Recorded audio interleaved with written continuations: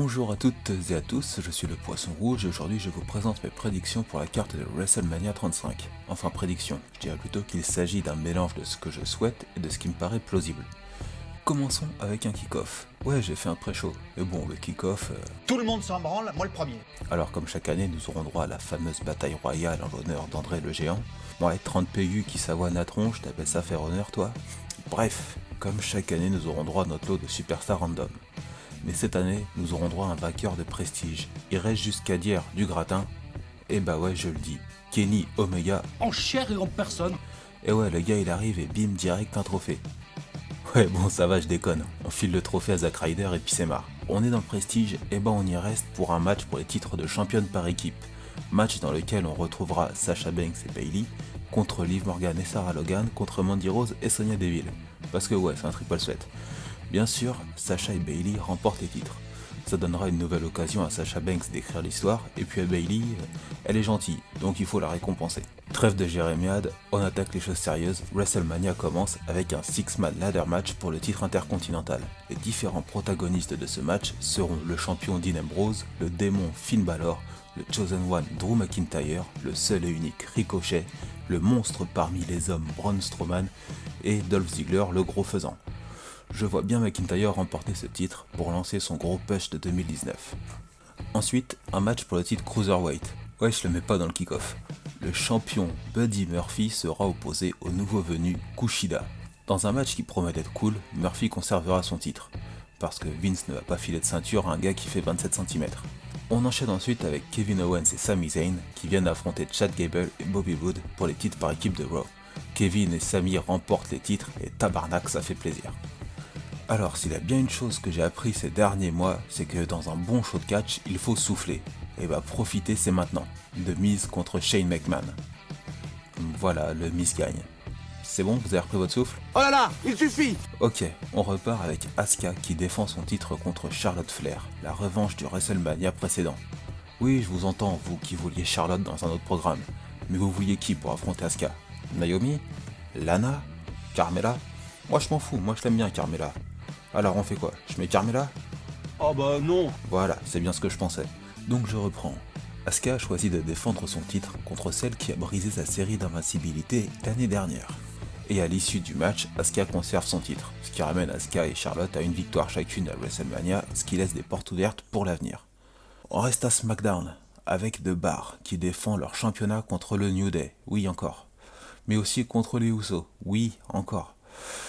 Mais accrochez-vous bien, parce que c'est là que ça devient intéressant, car Kyle O'Reilly et Roderick Strong débarquent. Ça a de la gueule cette histoire ou pas?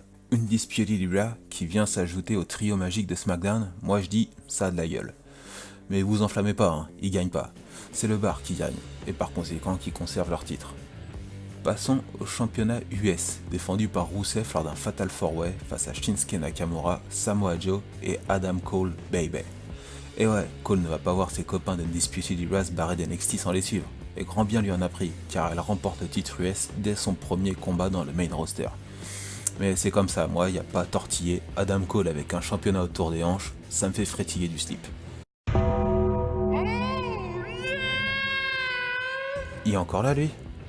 Bah bien sûr qu'il est encore là. C'est le Taker et c'est WrestleMania. Et WrestleMania sans le Taker, c'est comme un clafoutis aux cerises sans cerise. C'est du flan.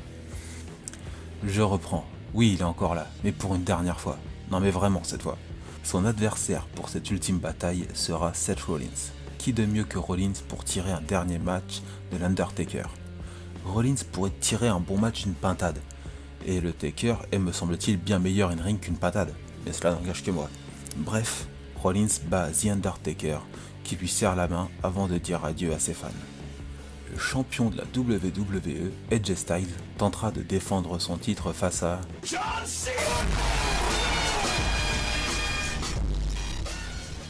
Ouais, lui est là. Bien sûr, oui, John Cena, AJ Styles à WrestleMania pour le championnat de la WWE. Honnêtement, je sais pas bien quoi vous dire de plus. Ah si, Styles gagne. Ou Cena. En vrai, je m'en fous un peu, mais je veux voir ce match à WrestleMania.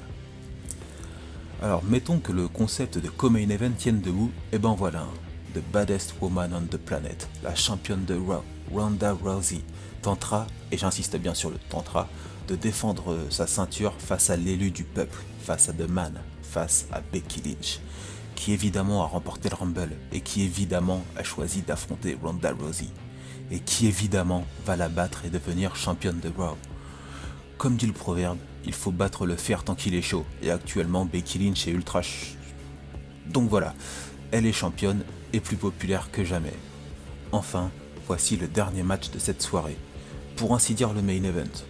The reigning, defending, undisputed, universal champion, Brock Lesnar! Défendra son championnat universel face au vainqueur du Royal Rumble. J'ai nommé Daniel Bryan, The New Daniel Bryan. Lorsqu'il a gagné le Rumble, Bryan s'est remémoré son match face à Lesnar aux Series et se dit qu'il n'est pas passé loin de vaincre The Beast. C'est pourquoi il veut sa revanche à WrestleMania, et il va l'avoir sa revanche. Et quelle revanche, car il vainc Brock Lesnar. Dans la foule retentissent des yes, yes, mais Bryan reste stoïque, enfin presque, ses index se tendent, puis se lève vers le ciel. Dans le monde retentissent des yes, yes.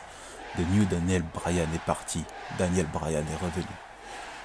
Ainsi s'achève ma carte de WrestleMania, c'était le Poisson Rouge et je vous souhaite un très bon WrestleMania week-end. Merci, de rien. Au revoir, messieurs, dames.